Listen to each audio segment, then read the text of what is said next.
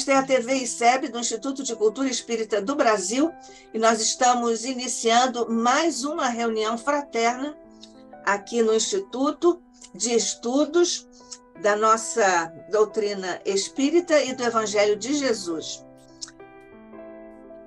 Mestre querido, neste instante em que recebemos as tuas bênçãos por sobre nosso propósito de estudar o teu Evangelho para melhor aplicá-lo, porque desejamos, Jesus, seguir-te os passos, os conselhos e a trilha que deixaste luminosa para nós seguirmos. Nós te rogamos as bênçãos por sobre o Instituto, por sobre todos os nossos irmãos nas várias humanas necessidades que se estendem agora diante de teus olhos, augustos e generosos, no planeta que amorosamente diriges. Guarda-os, Jesus, sob a tua paz, a tua luz, a tua resiliência, o teu amor. Guarda-nos também a todos aqui no ICEB. Abençoa o nosso querido irmão e companheiro, amigo, João Nogueira, que veio nos falar hoje mais uma vez sobre o teu Evangelho e as alegrias de estudá-lo. Guarda-nos a todos, abençoa estes nossos instantes de paz e de luz e sigamos, Jesus, com a tua bênção, as bênçãos de Maria, de nossos anjos da guarda e de todos os nossos mentores queridos, aqui no ICEB, Casa de Deolindo Amorim, nosso fundador e idealizador, nosso presidente Jorge Andréa e todos os demais mentores que trouxeram esta casa ao ponto em que está, mas te rogamos, Jesus, as forças e a iluminação para darmos continuidade a esta obra, que é um plano de amor dos nossos mentores. Fica conosco hoje e sempre, sob a graça de nosso Pai.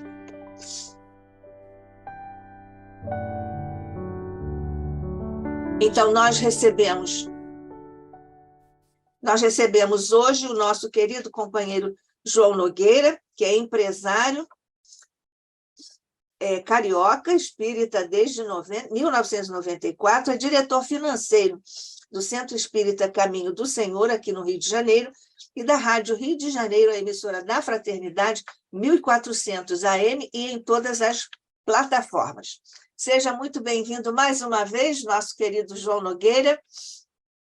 Obrigado, Nádia. Obrigado ao ICEB.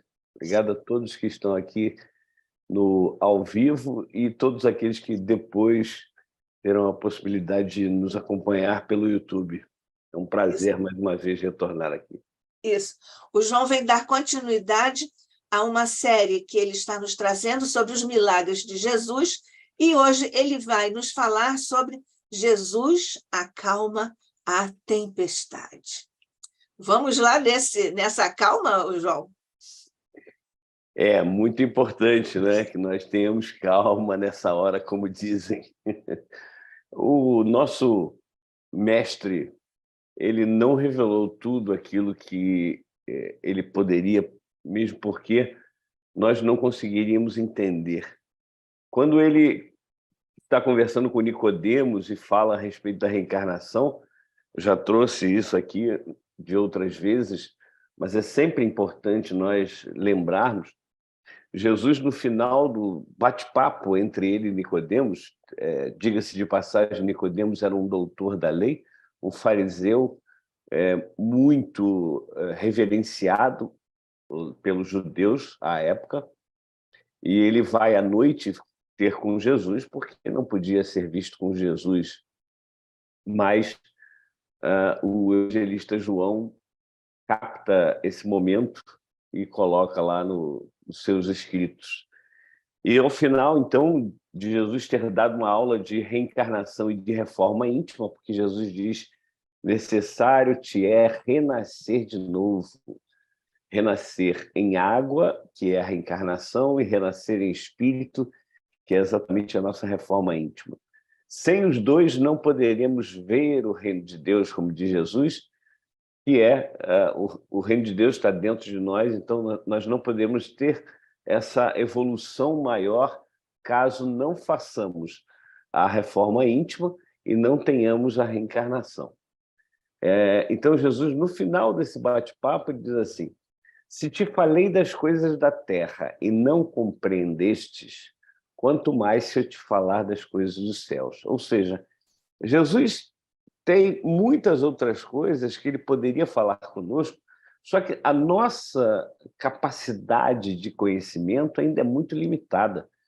É interessante que Kardec coloca nos seus ensinos que a doutrina espírita ela veio no momento certo porque era necessário o conhecimento de algumas ciências para que o ser humano compreendesse muitas coisas que aconteceram há 2000 anos, muitas coisas que Jesus fez e falou. Então, como é que nós podemos entender há muitas moradas na casa do Pai, tirando daí, claro, a parte espiritual, mas pensando apenas na parte física, se nós não tivéssemos hoje a astronomia, né? Na época de Kardec, a astronomia já era uma ciência bastante avançada, já se tinha conhecimento de vários astros, vários corpos celestes, estrelas, asteroides, planetas, planetóides, etc. e tal.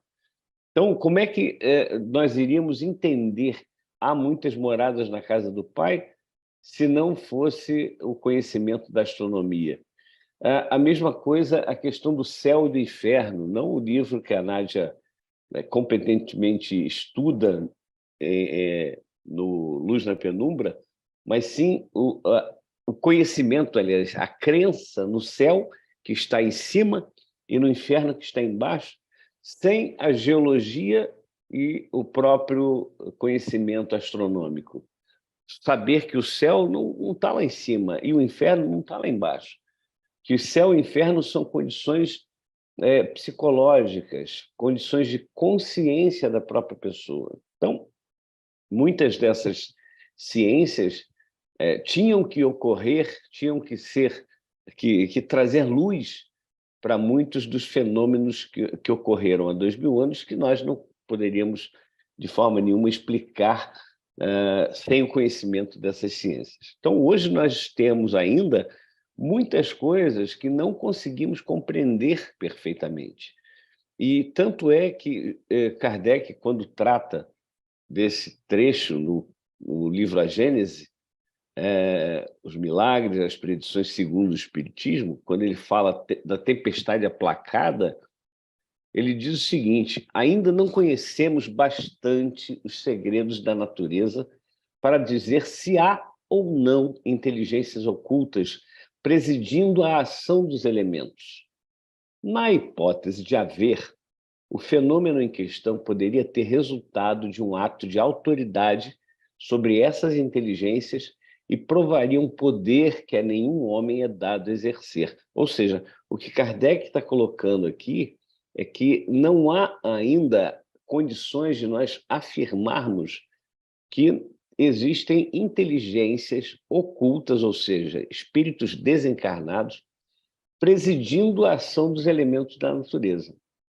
Existem outros autores corroborando com o pensamento de Kardec, porque Kardec deixa no subentendido ali que ele entende que todos os fenômenos da natureza são presididos por espíritos desencarnados, e aí a gente pode pensar em espíritos de vários graus de evolução, né, dos mais elevados aos menos elevados, porque existem aqueles que comandam e existem aqueles que executam as ordens. Então, os fenômenos da natureza são, no dizer de Kardec, comandados por essas inteligências extracorpóreas. Porém, não há elementos, como diz Kardec ainda, de se comprovar isso.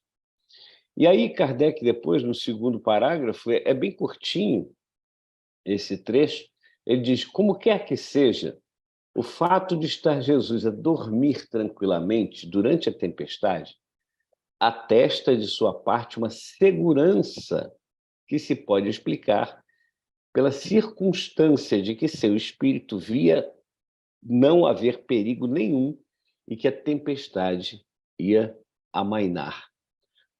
São duas coisas importantíssimas.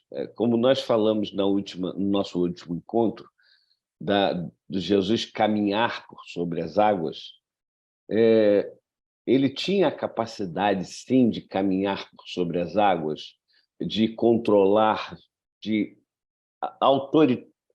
forma que ele tinha autoridade para fazer com que todos esses fenômenos ocorressem, sem mesmo a ajuda, digamos assim, desses espíritos desencarnados. Mas é óbvio, a gente pensa muitas vezes, Deus não pode modificar certas coisas? Claro que Deus pode. Por que ele se utiliza do ser humano ou de espíritos como nós, da nossa capacidade evolutiva ainda, muito aquém, para fazer certas coisas? Ou seja, se alguém tem uma doença e tem o merecimento de ser curado dessa doença, aquela velha questão que Jesus falava, olha que tu já estás curado, tu não precisas mais dessa doença, porque você já passou pela prova, pela expiação, enfim, teus pecados te são perdoados, ou seja, você já pagou, já quitou com a justiça. E aí vem alguém e aplica um passe naquela pessoa, e aquele passe, auxiliado pela espiritualidade, acaba curando aquela pessoa. Por que Deus não faz diretamente? Porque é óbvio que Deus está se utilizando de uma questão pedagógica, porque quando nós sabemos do que se trata, nós aprendemos. Quando nós ouvimos um professor explicando a matéria, nós aprendemos. Mas quando nós ensinamos, quando nós praticamos, quando nós participamos daquele processo, o aprendizado é muito maior. Existe um estudo, a Nádia, claro, pode falar muito melhor do que eu sobre isso, de pedagogia, que realmente, quando a pessoa ensina, ela aprende muito mais do que ela apenas estando colocado na posição do aluno que só ouve, escreve, enfim, na posição passiva, digamos assim. Então, Deus se utiliza de todas as criaturas, inclusive criaturas como animais, como os vegetais, para auxiliar os outros elementos da natureza, as outras criações de Deus. Então, quando Jesus ele dá essa ordem para que a tempestade se acalme, duas coisas. Mais uma vez, Kardec não elimina uma nem a outra. No segundo parágrafo, ele diz que Jesus sabia que a tempestade ia acalmar e que nenhum perigo eles corriam. E no primeiro parágrafo, ele diz que inteligências desencarnadas poderiam estar a serviço dessas questões da natureza. Então, nós temos ventos, ondas, essa onda de frio citada pelo nosso irmão, né, que vai chegar e vai transformar a lagoa num lago de patinação. Brincadeirinhas à parte, mas essa onda de frio tem seu motivo. Muito se fala do aquecimento global. Sim, a gente sabe que isso é um fato. A ciência está aí para nos demonstrar isso. Mas será que isso está solto? Quer dizer, Deus não tem controle sobre esse tipo de coisa? Vai deixar que a Terra vire um inferno, literalmente, ou seja, uma fornalha de fogo? Claro que não. Tudo está rigorosamente certo. Há necessidade da chamada violência crescer para que nós possamos dar mais crédito e querer mais a paz. É preciso que a guerra aconteça ainda na nossa psique, pensamento, é preciso ainda a guerra acontecer para a gente querer a paz, lutar pela paz. É preciso que o racismo ocorra, e eu acho que nem deveria ser utilizada essa palavra, porque a raça é humana, e sim alguma coisa relacionada à cor da pele, ao tom da pele. Mas vamos lá, a palavra utilizada é racismo. É preciso que o racismo aconteça para que nós nos atentemos que todos somos irmãos e que não importa a cor da pele. É preciso que venha a tempestade para que nós possamos dar valor à calmaria, porque senão a gente não dá valor, a gente não percebe a grandeza das coisas tranquilas, da tempestade amainada. Olha, a tempestade ocorreu, agora acabou. Depois da tempestade vem a chamada bonança, né? Como diz, traz o ditado. Então, nós ainda precisamos dessas coisas severas para que nós possamos dar valor às coisas tranquilas. Senão, nós realmente não daríamos valor. E a capacidade do Cristo é tal que a gente ainda, como disse logo no início, não consegue compreender ainda. A capacidade de Jesus, esse espírito puro, como trata Kardec no capítulo 15 da Gênesis, e logo no primeiro item, que é a superioridade da natureza de Jesus, né, onde ele nos traz que ele, como ser humano, tinha toda a compleição do ser humano, como todos nós. Agora, como espírito puro, nenhuma influência da matéria tinha. Ele não poderia ser chamado de médium nas curas que fazia, porque ele não era intermediário entre a espiritualidade, entre os desencarnados e os encarnados. E aí, no final, Kardec fala que, no dizer de um espírito, ele era médium de Deus, aí sim, porque era o único influxo que poderia vir através de Jesus era vindo de Deus.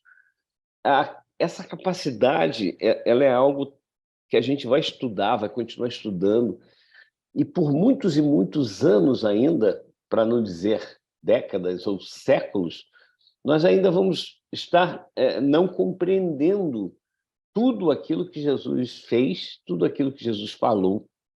É por isso que eu sempre digo que as pessoas querem dar um passo maior do que a perna, porque querem compreender coisas que ainda não temos a capacidade de compreender.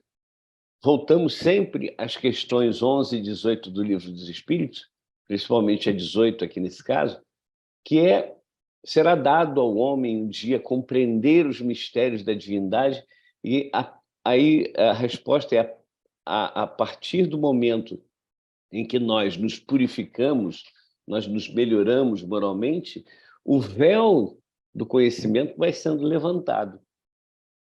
E aí vem uma outra questão que é muito importante, que são esses fenômenos que ocorrem de aeronaves, que a gente vai chamar assim por não ter conhecimento do que é exatamente aquele equipamento, do que são esses equipamentos, aeronaves que voam a uma velocidade estupenda, praticamente na velocidade da luz, e que ficam parados muitas vezes.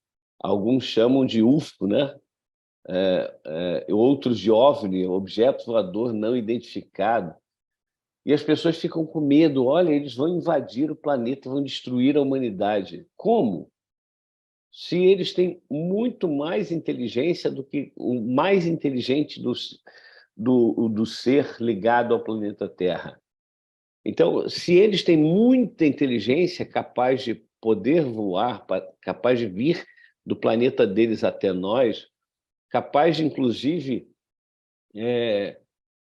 poder mexer com a vida aqui no planeta Terra, e eles não fazem, porque eles estão, no meu entender, numa missão de trazer paz, de trazer coisas boas.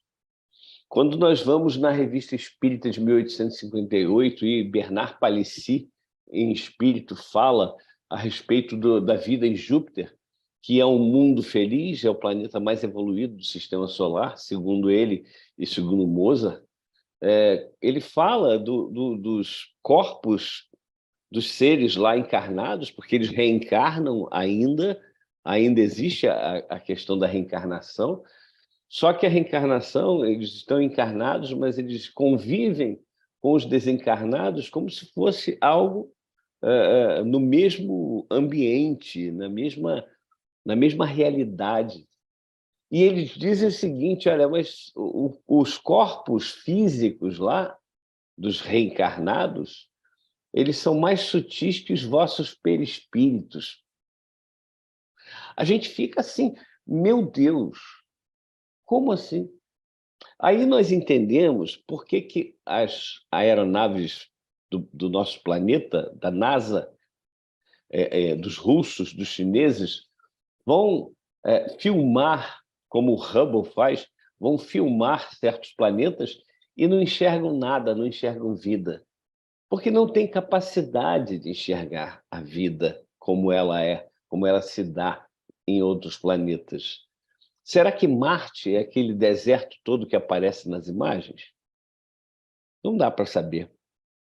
Provavelmente até não, porque existem seres vivendo e construções nesses locais, não vou afirmar que é em Marte, não, mas nesses locais existem construções que escapam à capacidade de visão do ser humano.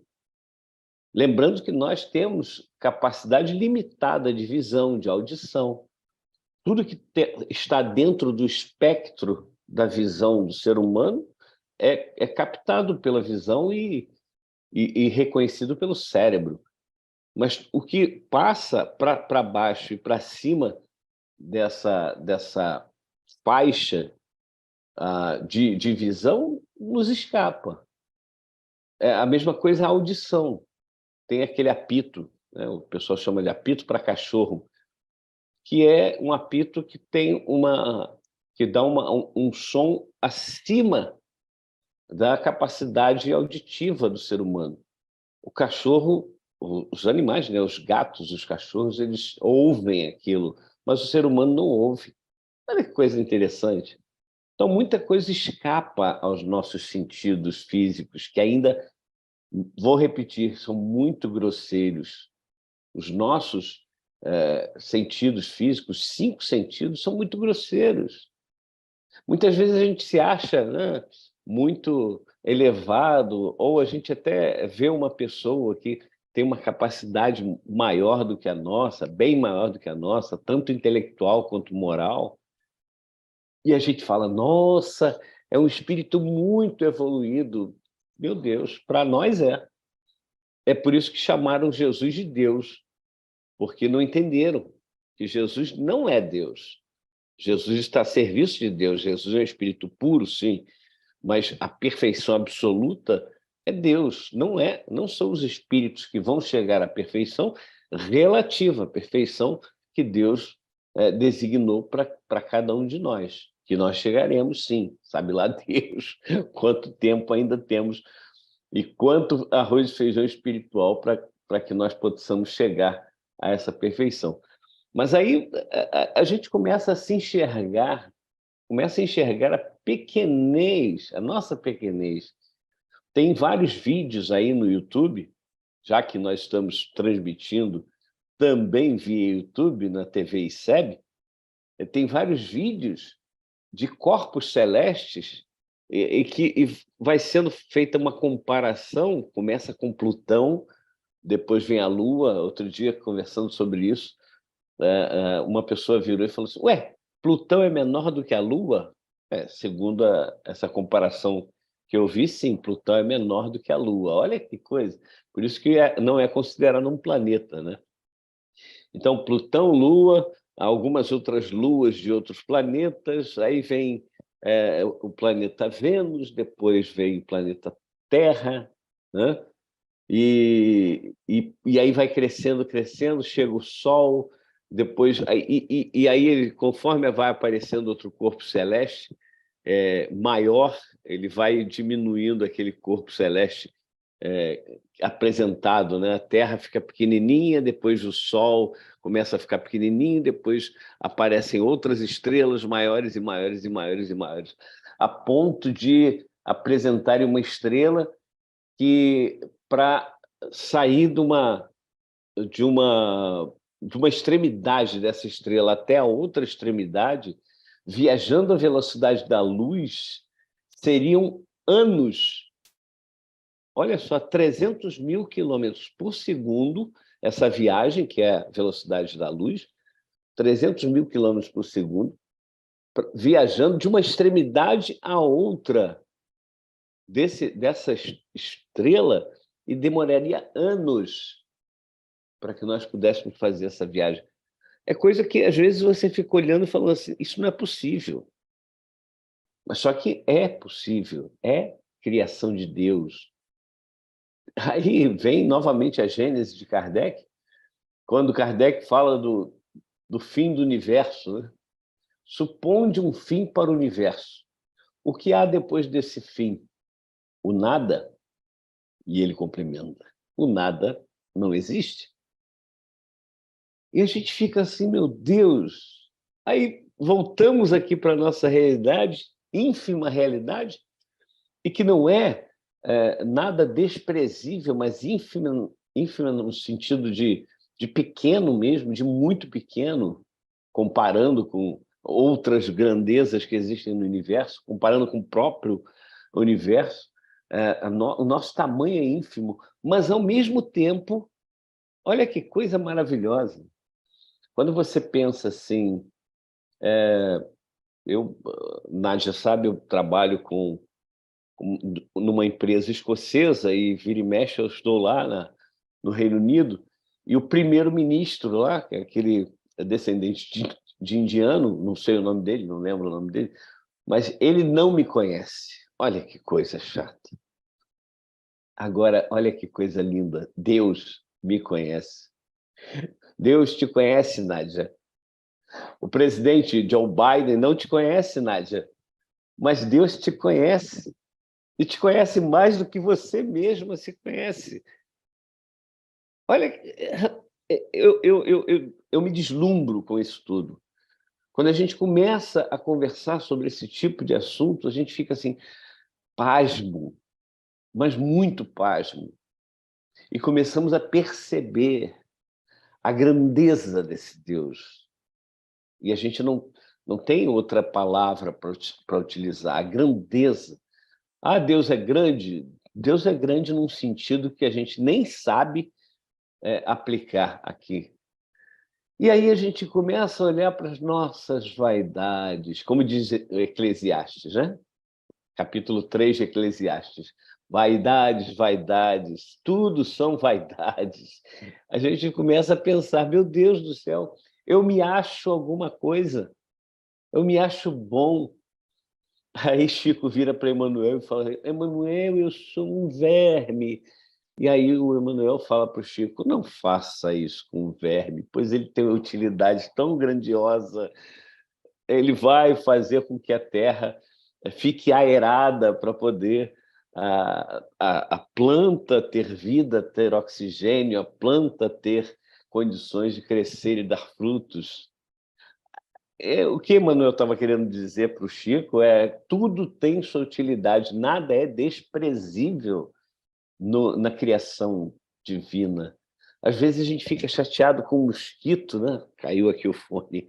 A gente fica chateado com o mosquito, mata o mosquito porque causa doença, mas o mosquito tem o seu sentido de existir, tem o seu porquê. Ainda que nós não entendamos o porquê das coisas, tudo tem o seu porquê. E aí vem a lição não física, não material, dessa passagem de Jesus acalma a tempestade, mas a lição do dia a dia, a lição do nosso íntimo, a lição de não deixar a pressão subir aos 17, né? Por conta de dar errado alguma coisa aqui na nossa transmissão, é se equilibrar, é manter a calma, saber que tudo passa.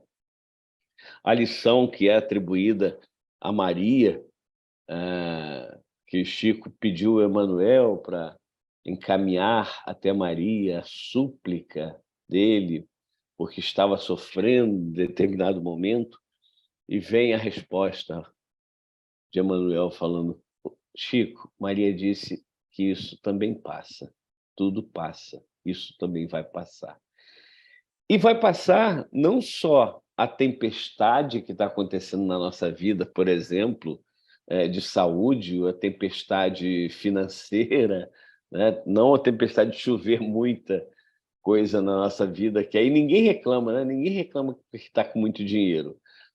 Reclama reclama-se da falta de dinheiro, principalmente quando a gente pensa, né, Nádia, no ICEB, pensa na Rádio Rio de Janeiro, pensa no Caminho do Senhor, e aí a gente vai embora, Frei Luiz, Bezerra de Menezes, o Centro Espírita Bezerra de Menezes, etc. E tal. Ou seja, as casas que sobrevivem graças à doação de algumas pessoas, aí as pessoas ficam assim: meu Deus do céu, a gente precisa conseguir recursos financeiros. Isso é uma tempestade, são tempestades.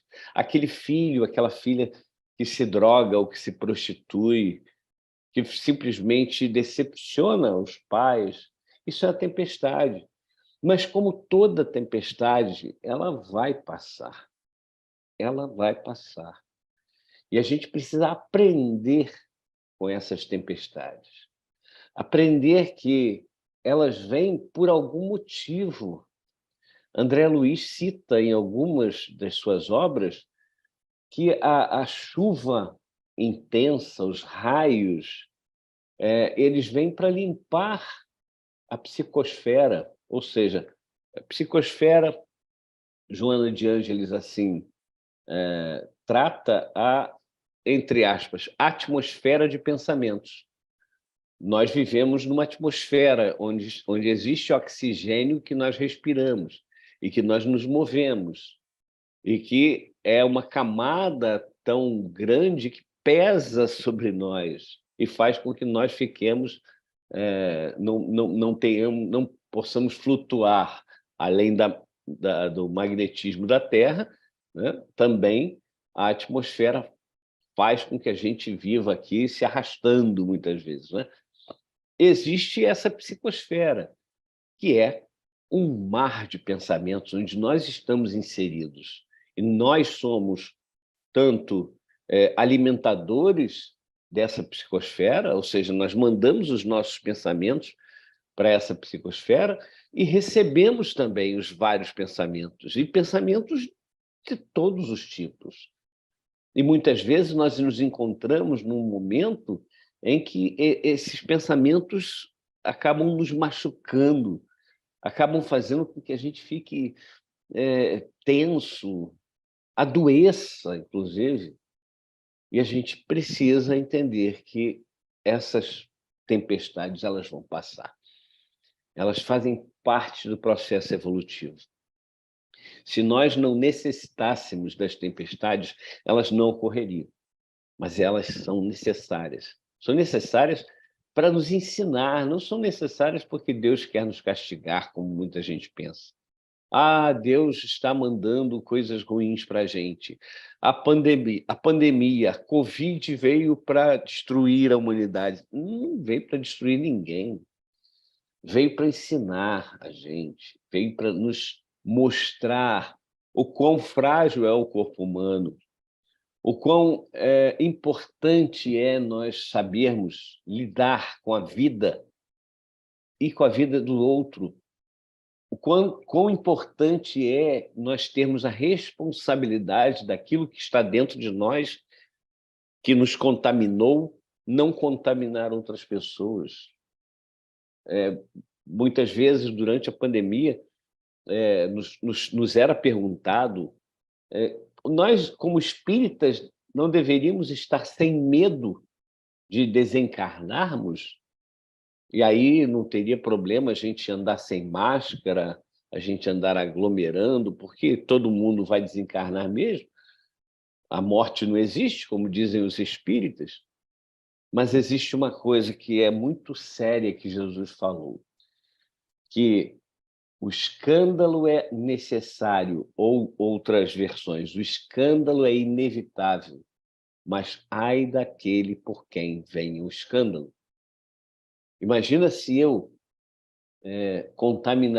souber que eu contaminei alguém e esse alguém veio a sofrer. Não vamos falar da desencarnação, vamos falar do sofrimento. Vocês imaginam como é alguém ficar entubado por dias e até semanas numa UTI, preso, depois de acordar com todas as sequelas que a Covid traz para muita gente. E eu fui o responsável por essa pessoa ter se contaminado. Ela tinha que ser contaminada. Voltamos à frase e alerta de Jesus. O escândalo é necessário, sim, mas ai daquele por quem vem o escândalo. Se João tem que desencarnar através de um tiro na cabeça, esse tiro pode ter sido disparado acidentalmente ou alguém vir colocar a arma na minha cabeça e atirar.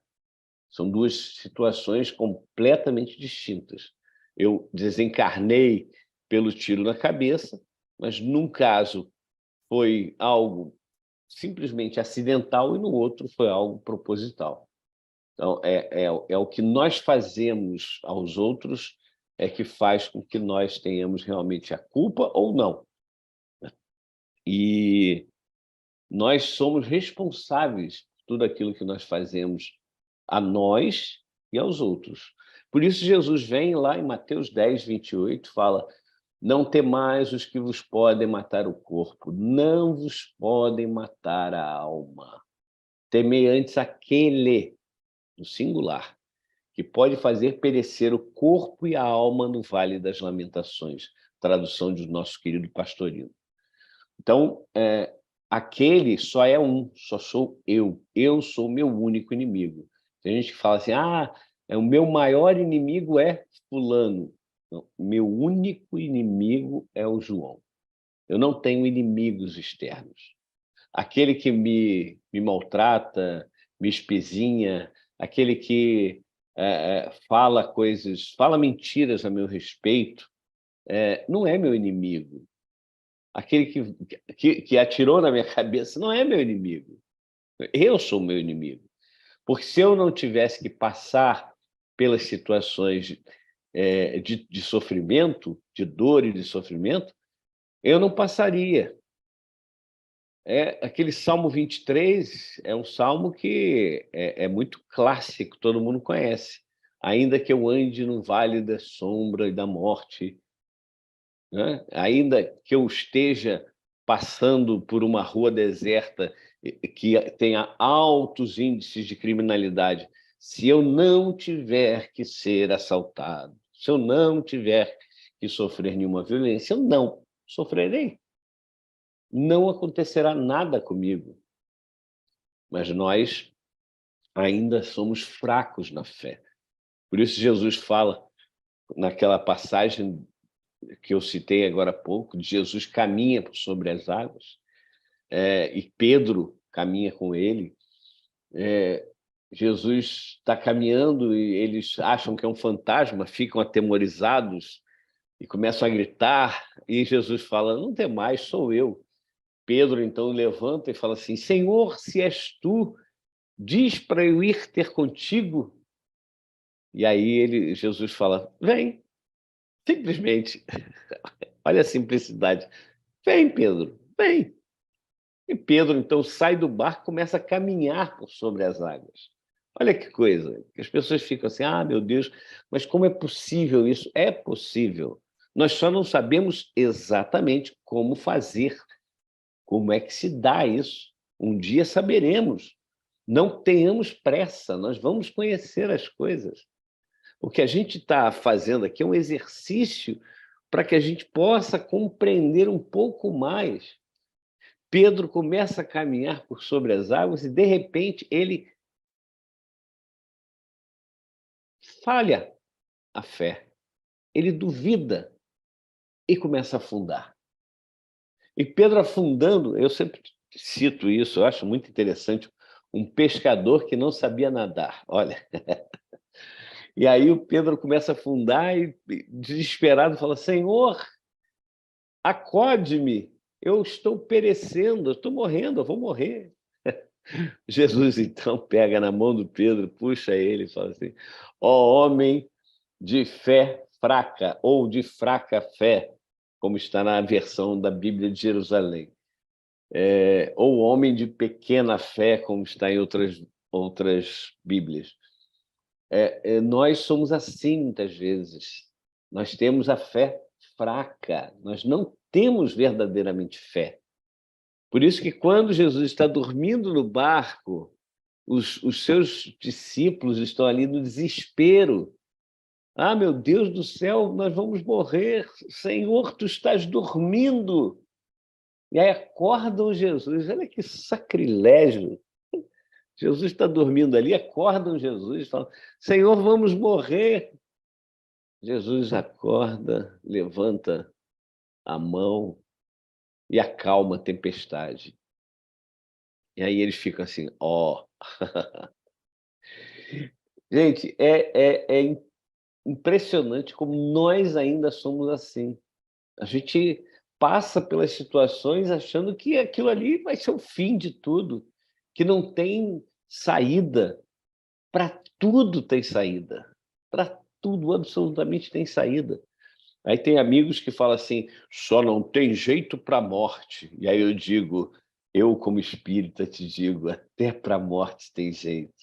Porque ela é um jeito de se melhorar, da gente crescer, da gente se aprimorar, da gente compreender, fazendo um retrospecto da nossa última encarnação, o que eu fiz de correto, o que eu deixei de fazer de correto e o que eu fiz de incorreto, né? Que fica tudo ali na mesma coluna, né? O que eu fiz de correto fica numa coluninha desse tamanho assim, e o que eu deixei de fazer de correto e o que eu fiz de incorreto fica numa colunona assim grande, né? Se pudéssemos colocar em potes, seria uma xicrinha de café das coisas que a gente faz de bom ou de bem, né? O bem que nós fazemos na nossa xicrinha de café, e aquela panelona que faz comida para 300 pessoas, todas as porcarias que a gente pensa, fala e faz.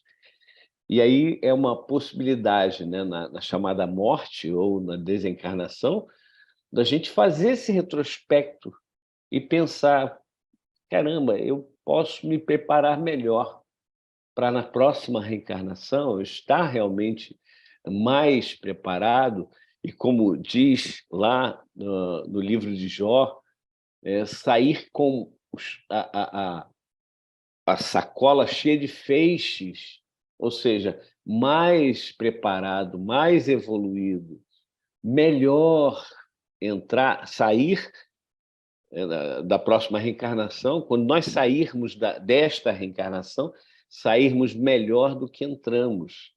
Esse é o princípio e a melhor coisa que a gente deve fazer. E quando a gente começa a fazer esse retrospecto na nossa vida, mesmo sem ter desencarnado, mostra para a gente onde a gente precisa acertar, onde a gente precisa corrigir. Se eu estiver sempre olhando para dentro de mim e perguntando o que é que eu faço de certo, o que é que eu faço de errado, e aí eu melhoro aquilo que eu faço de certo e corrijo, transformo aquilo que eu faço de errado. E eu vou fazendo isso, eu vou sendo um ser melhor. Ah, João, você já faz isso? Não, óbvio que não. É uma tentativa. Todos os dias eu acordo e falo: eu preciso aplicar essa questão de observar dentro de mim o que eu falo, faço e penso que não é legal e corrigir isso todos os dias, todos os dias. E, normalmente, no final do dia, eu olho e falo assim: ih, cara, tu não fez quase nada daquilo que você planejou fazer. Normal. São as tempestades da vida, né? Muitas vezes a gente se planeja fazer uma coisa e acaba fazendo outra, não fazendo nada daquilo que a gente planejou.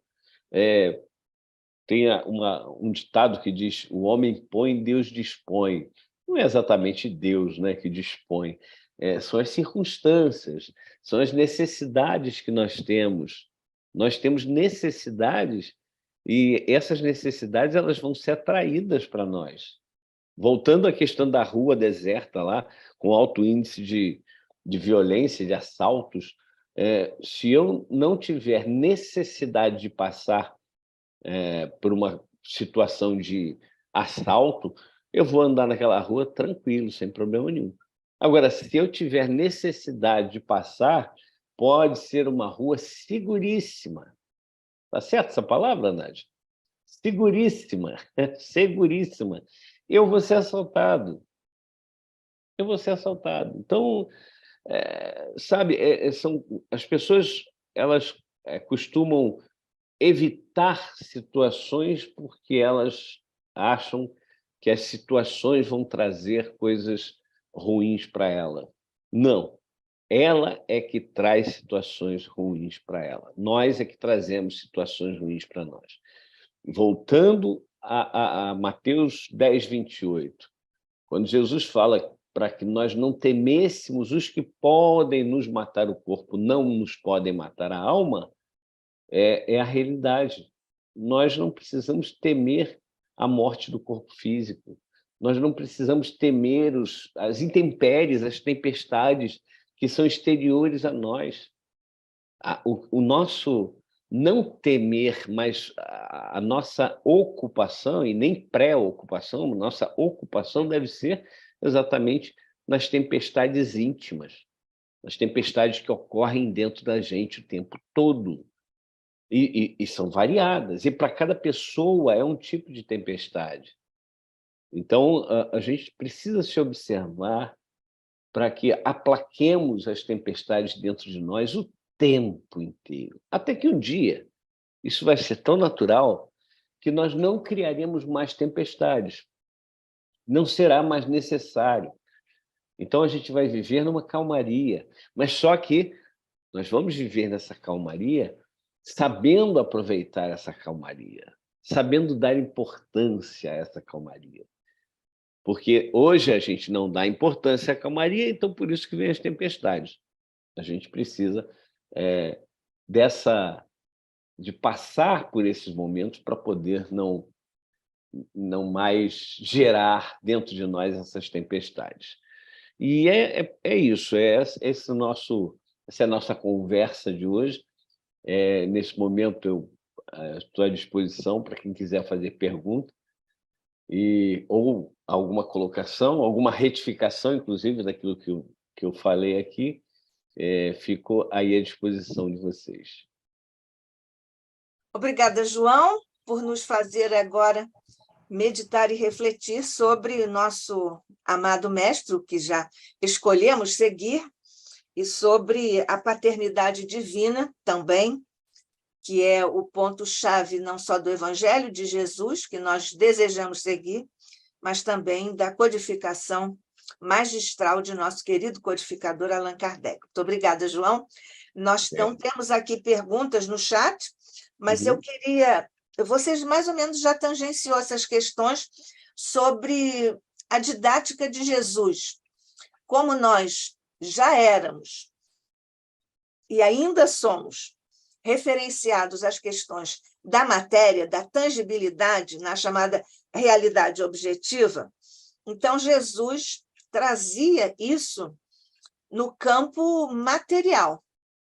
Jesus não precisava ficar demonstrando todos os seus atributos de uno com o Pai para acalmar a tempestade.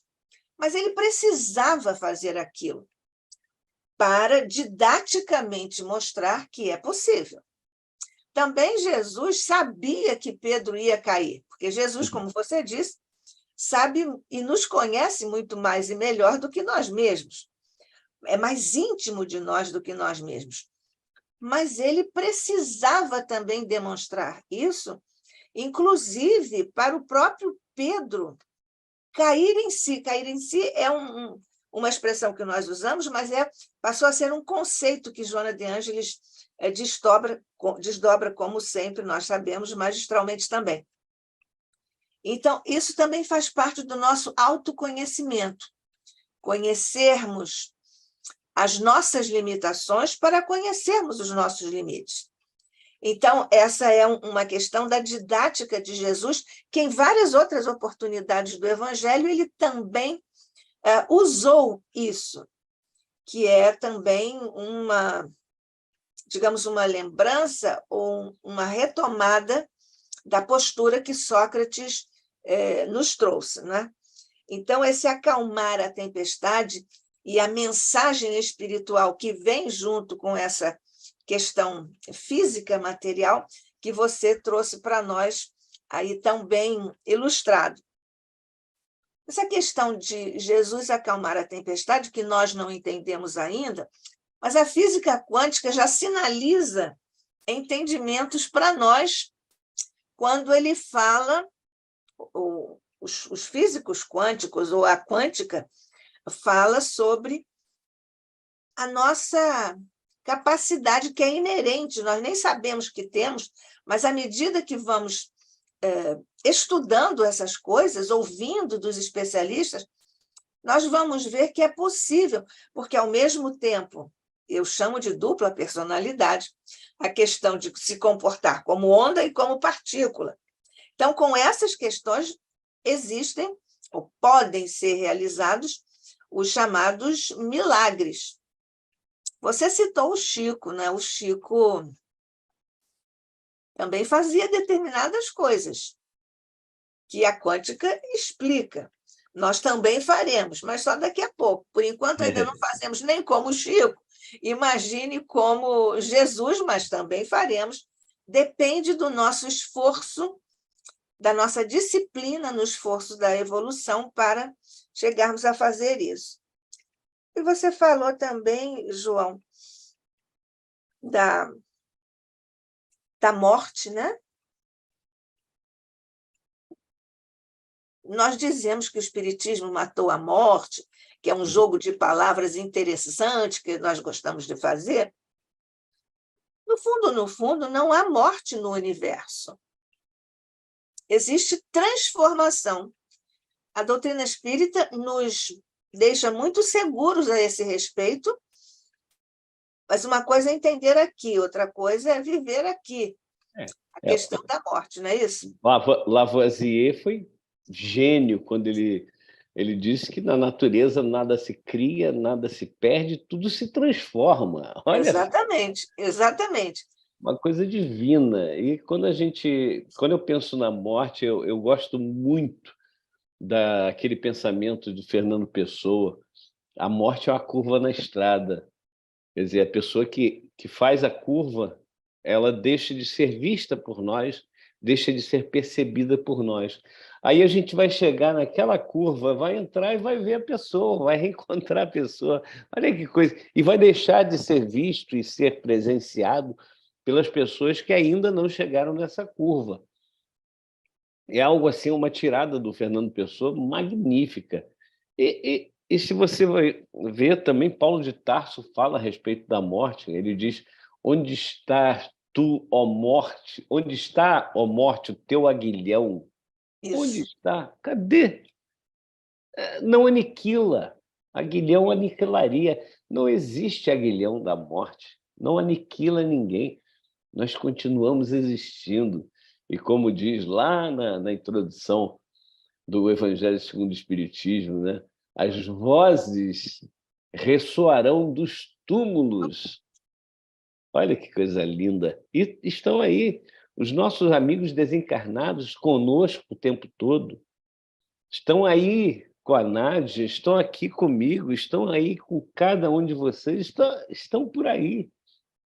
Paulo de Tarso também, na sua Epístola aos Hebreus, capítulo 12, primeiro versículo, se não é o maior, é um dos maiores versículos da Bíblia.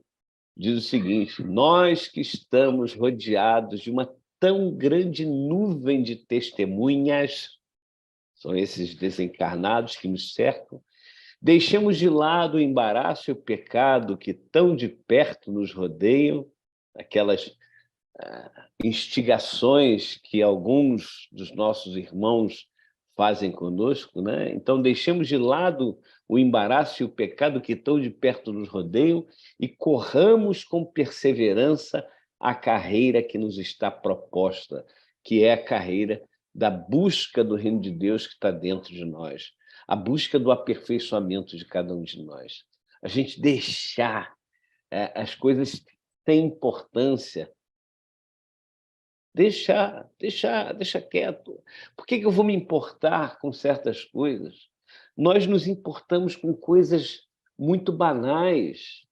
Eu estou fazendo uma autoanálise, uma autocrítica comigo, que eu, talvez por conta da minha profissão de vendedor, eu sempre me antecipo. É um exercício que eu faço de me antecipar ao pensamento das pessoas. E aí, muitas vezes, a maioria das vezes, é me antecipar a uma crítica, a uma colocação errada das pessoas.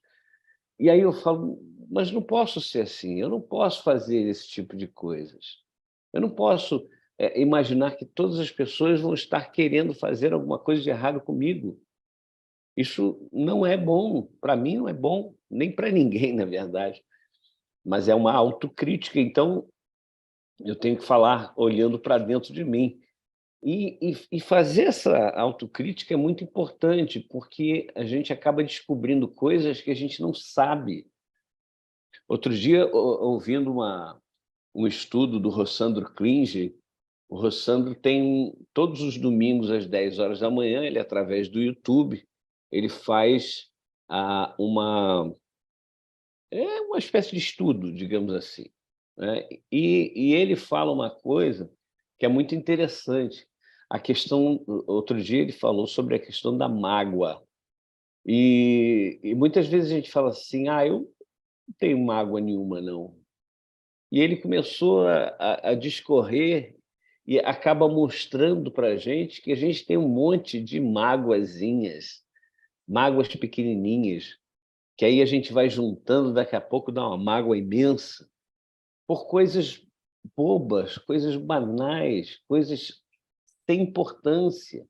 E volta a questão da tempestade, que a gente faz a tempestade num copo d'água, muitas vezes. Então, é viver de forma mais simples, viver de forma a que nós entendamos que essa transformação que a morte nos traz, essa transformação precisa ser vivida aqui, agora. O amanhã não existe. O ontem já passou. O amanhã será hoje. Ou seja, em português, em inglês também, né? O presente, olha só, a palavra em português que define o hoje, é o agora, é o presente. Esse é o presente que Deus nos dá. Esse é o presente que nós temos. O que a gente faz com o presente? Se a gente não gosta, a gente vai largar ali no fundo da gaveta.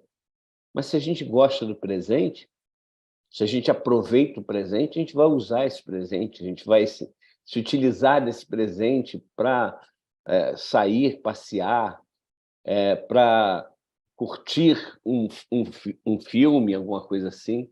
Os presentes servem para... Na verdade, o presente é algo que alguém lembrou de você, viu? Não precisa ser aniversário, não. Eu acho legal isso. Eu não gosto de datas. Eu não sou chegado a datas, Dia das Mães, Dia dos Pais, aniversário. Eu não sou chegado. Eu acho o seguinte, eu passei numa loja, vi alguma coisa, lembrei de alguém, falei, caramba, isso aqui é a cara daquela pessoa, vou comprar. Mesmo que seja algo simples, algo... Aliás, as coisas simples são as melhores. Pega aquilo ali e fala pro vendedor, faz um embrulho de presente, por favor, uma coisa bonita. Aniversário da sua esposa, né? Não, eu quero dar um presente para ela hoje. E aí traz aquilo e entrega. aí o sorriso da pessoa.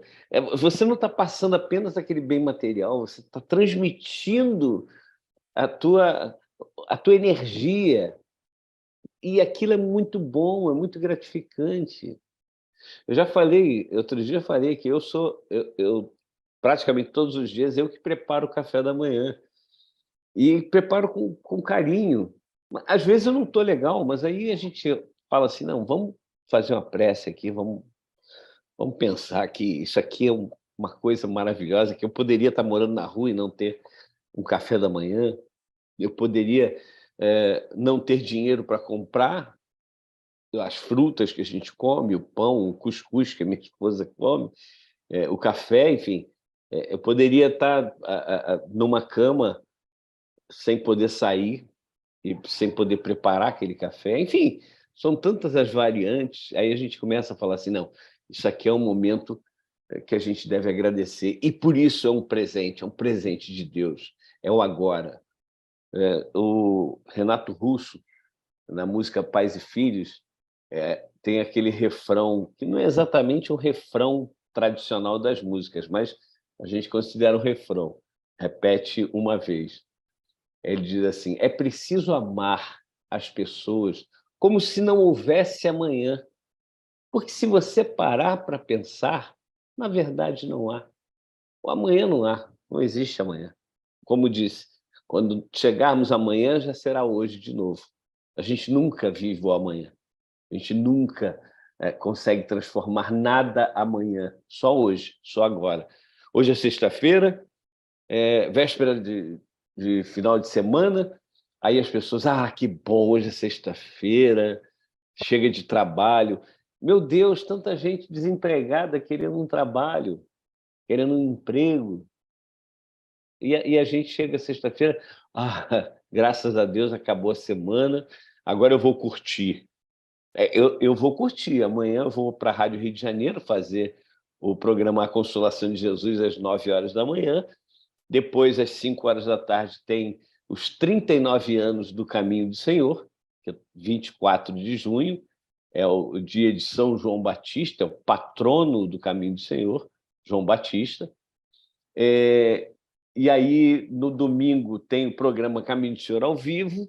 Quer dizer, olha só, que coisa maravilhosa, trabalho no bem. E aí eu clamo aos amigos, aos irmãos que nesse momento estão nos assistindo, que busquem trabalhar no bem. Teve um irmão que foi procurar o Chico Xavier, e ele estava com câncer terminal, e ele falou, Chico, estou morrendo, Chico, me ajuda. Chico olha para ele e fala assim, meu irmão, troque a doença pelo trabalho. Troque a doença pelo trabalho, e o trabalho no bem.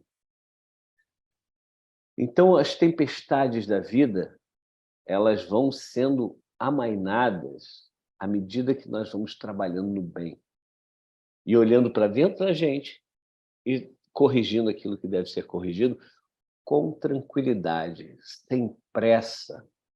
Mais uma música me vem à cabeça do Roupa Nova. Para que tanta pressa de chegar, se eu sei o jeito e o lugar? É isso, Nádia. É isso, irmãos.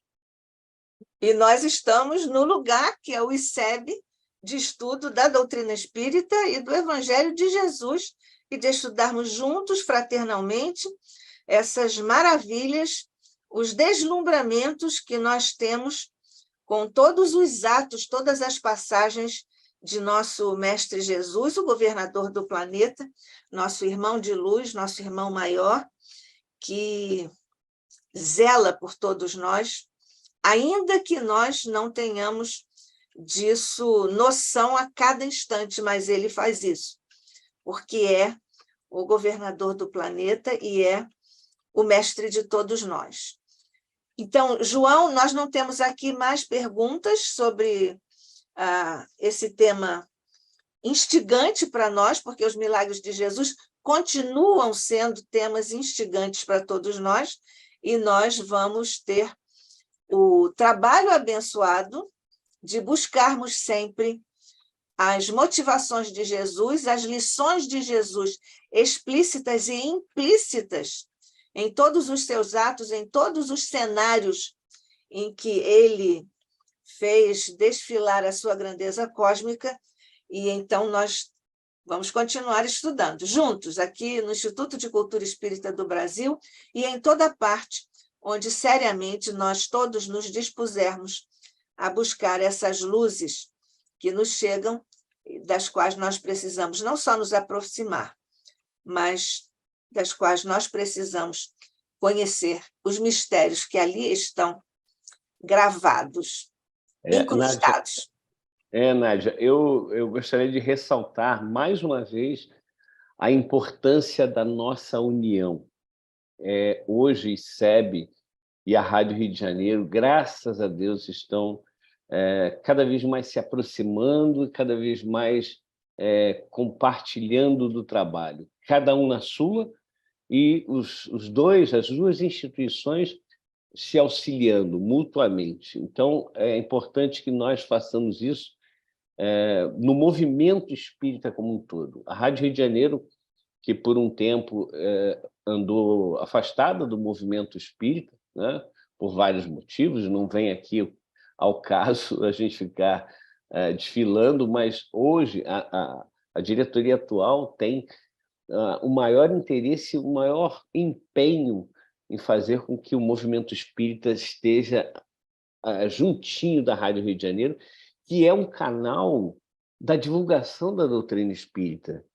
É um canal por onde o ICEB pode ter lá a sua voz. O Caminho do Senhor tem a sua voz, o Frei Luiz, o Leon Denis. Então, essa união nossa faz com que cada vez mais a gente consiga levar para os nossos irmãos de caminhada, e cada vez mais irmãos que não conhecem a doutrina espírita estão conhecendo a doutrina espírita através desses canais que a gente tem aí, que a gente disponibiliza, e que são fundamentais. Aí, outro dia, conversando com um amigo, ele falou assim, mas a mensagem não é a mesma? Aí eu digo, é quase a mesma. Não, por que tem tanta gente? E aí eu vou na palestra da Nádia, eu vou na palestra do Turiba, eu vou na palestra do João, eu vou na palestra do Divaldo, falam mais ou menos a mesma coisa, mas por que eu vou em tantas palestras? Por que eu leio tantos livros? É porque cada palestrante, digamos assim, cada irmão que vai fazer a exposição tem um jeito de falar, tem uma didática diferente. E aí as pessoas que vão acompanhar, elas acabam se conectando mais através de uma pessoa do que de outra, mesmo sendo, digamos assim, maravilhosos palestrantes, todos eles maravilhosos palestrantes, mas um toca mais do que o outro, um chega melhor do que o outro. E é por isso que essa diversidade é tão importante. É por isso que existe o ICEB, que busca, através desse conhecimento mais aprofundado da cultura espírita, verdadeiramente, levar esse tipo de conhecimento, e acaba chegando a corações que ainda são carentes, como os nossos, né, Nádia? E outras formas de falar, de expressar, de expor, vão chegar a outras pessoas. Pois é, João, porque são veículos que têm linguagens diferentes, mas para a mesma mensagem. E isso é como verbete, né? Você procura de um lado, procura de outro, e você encontra ali a mensagem. Eu tenho muita alegria de estar assim referenciada ao ICEB há muitos anos, e também há muitos anos referenciada à Rádio Rio de Janeiro. São décadas que eu trabalho na Rádio Rio de Janeiro, 4 programas, e então é muita generosidade de Deus me permitir estar nessas posições que, humildemente, eu sei que represento, mas que estou tentando aproveitar com o meu máximo empenho e sinceridade nesse trabalho, que eu não digo nem que eu trabalho, né? Eu digo que eu faço, como é que é a palavra que eu uso de um modo geral, é que eu faço essas coisas assim simples, esporádicas, que nós fazemos de uma forma menos oficial e menos grandiosa, né? Mas você sabe que eu costumo dizer, Nádia, que essa é uma forma maravilhosa da gente se manter conectado, né, com o alto, porque a gente vai gravar programa, a gente vai fazer programa ao vivo, a gente vai fazer palestra, a gente vai participar de um estudo aqui, um estudo ali, a gente vai distribuir alimento a moradores em situação de rua, né? Pessoas em situação de rua. A gente está sempre nesse tipo de trabalho, isso nos ajuda muito. Eu costumo dizer que isso é uma espécie de UTI que a gente se encontra e que é um tratamento intensivo. É muito bom, e não dá tempo da gente fazer e pensar e falar besteira. É muito bom. Pois é. Nós temos aqui a participação do Fabiano Miranda, que está mandando um abraço para você, João. Opa! Fabiano? Um abração, Fabiano. Fabiano Miranda. Obrigada, Fabiano, por estar aqui conosco. Venha sempre, esteja sempre conosco. O ICEB oferece muitas possibilidades de estudos e aprofundamentos e de fraterno convívio, assim, online, mas é fraterno convívio, porque o amor está em toda parte, então nós também estamos nas vibrações fraternas do amor aqui no ICEB. Então, João, agradecendo mais uma vez a sua participação, a sua presença, a sua contribuição aqui ao Instituto de Cultura Espírita do Brasil, o ICEB, Casa de Deolindo Amorim, presidência de honra de Jorge Andréa, e de todos os nossos outros mentores, a cujos corações nós agora continuamos a agradecer, porque trouxeram o ICEB até nós, até este ponto, e nós rogamos a Jesus, neste instante, ó Mestre querido, que nos ajudes, nos dês forças, resiliência e trabalho para que nós possamos encaminhar o nosso querido Instituto para o seu destino, para a sua missão na divulgação do teu Evangelho, Mestre querido, e da doutrina espírita, na codificação magistral de nosso querido Allan Kardec. Guarda-nos a todos, ó Mestre amado. Guarda todos os nossos irmãos aqui no planeta que amorosamente diriges e que enfrentam hoje duras provas, duras expiações em situações, muitas vezes situações limite, Mestre, como nós consideramos. Abençoa todo o esforço de todos que estão conosco e estiveram conosco e estarão conosco em ambos os planos de existência. Abençoa os caminhos, os pensamentos, as palavras, os sonhos, os projetos do nosso querido irmão João Nogueira. Fica conosco, Mestre, abençoa-nos agora e sempre, temos confiança e certeza disso.